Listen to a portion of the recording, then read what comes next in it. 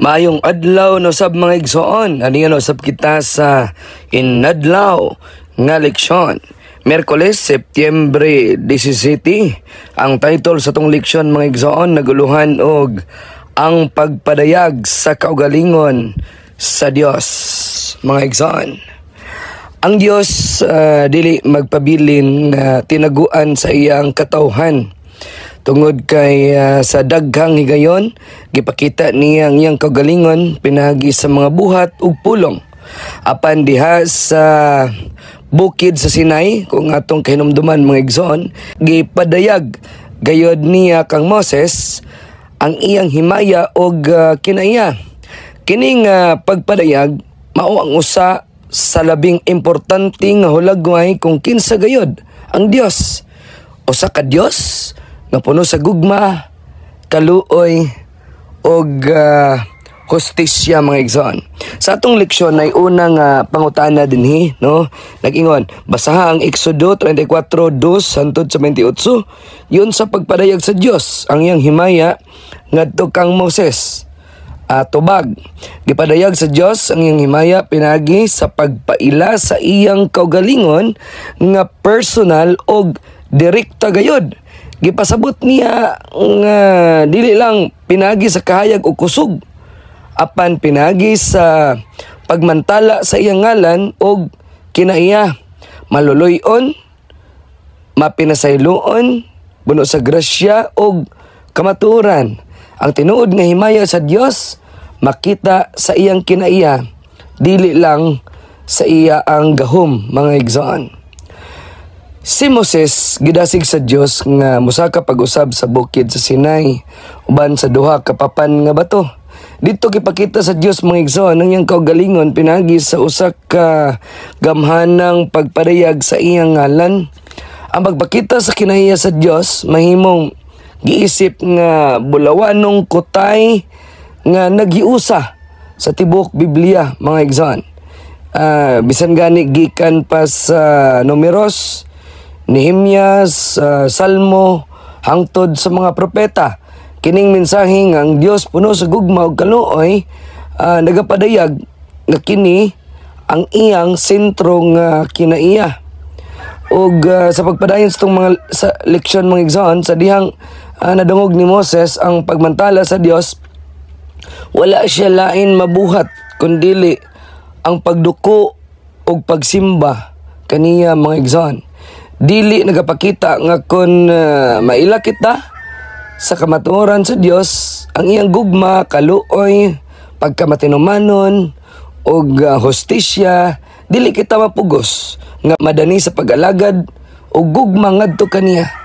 Ang atong pagtuman og pagserbisyo dili tungod sa kahadlok, kung dili tungod sa pag-ila nga siya una nga nagmahal kanato mga igsoon.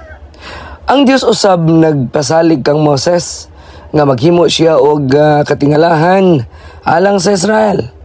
Ang uban nga mga nasod makakita sa iyang gamhanang buhat og makaila nga ang Dios naguban kanila. Apan kauban ini mga igsoon, ang Israel ginasugo sa pagtuman sa iyang mga sugo. Ang panalangin og kalampusan sa katawhan anaa sa ilang pagkamatinumanon og paglakaw uban sa Dios.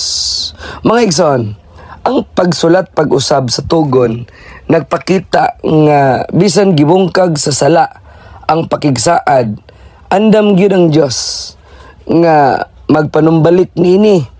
Ang Dios maluluyon biya gyud og dili siya mapakyas sa iyang mga saad kanato mga igsoon.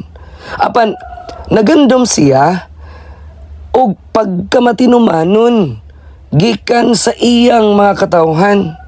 Kini nagpadayag sa usa ka Dios nga luyo sa hostisya, nagpabilin nga puno sa kaluoy o grasya.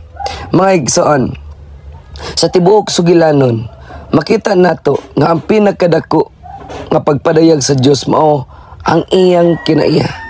Ang gahom kay balo o himaya sa Dios tinuod nga makapahingang apan mas labaw pa niini mao ang iyag yung gugma, kaluoy ug kamatuoran. Sama kang Moses mga igsoon, kita gidasig sa pagtuog, pagsimba sa Dios tungod sa pag-ila sa iyang pagkamaayo. Ang atong leksyon ni adlaw mga igsoon, alang kanato karon mao nga kinahanglan kita magpabilin nga masinugtanon ug matinumanon sa iyang mga sugo. Kay pinaagi nini makita sa uban ang kinaiya sa Dios, pinaagi sa atong tagsa-tagsa ka kinabuhi mga igsoon. Kung atong mapakita ang gugma, pasaylo o hustisya sa uban, sama sa gipakita sa Dios, mahimong kita nga mga buhing saksi sa iyang gamhanang himaya. Ang tanan nga nasod makaila sa Dios, pinaagi sa katawhan nga nagkinabuhi sumala sa iyang kabubuton. Mga igsoon, sa pagtapos magampo ta. Labing bala no gamhanan nga Dios, salamat sa imong pagpadayag sa imong gugma ug kaluoy. Tabangi kami o Dios nga kami magpabilin nga matinumanon ug masinugtanon kanimo. Aron pinagi sa among kinabuhi makita sa uban ang imong himaya.